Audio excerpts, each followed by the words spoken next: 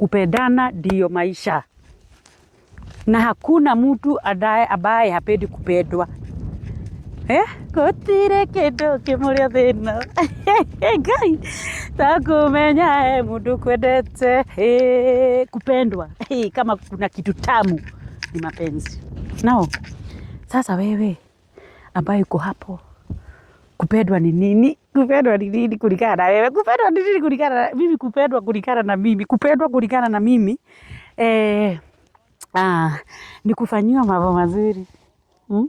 Kuongeleshwa tu mambo tutamu hapa kwa masikio, unalala kama katoto. Ngai. Alafu imagine sasa kama umelala unakuja mtu anakufanya ta. Hiyo ni ingine.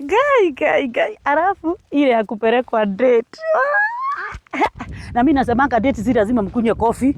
Date hata inaweza kuwa ni huku kwa mashamba kama hii hapa. Unakuja unajionea mambo zako. Can you imagine you girls? Mtu wako akikusurprise na kuambia nipeleke mahali, unapata umenunuliwa kitu kama hii. Ona venye imefansiwa. Sasa ni mapenzi gani gani mnatakanga? Mnatakanga mapenzi gani ingine?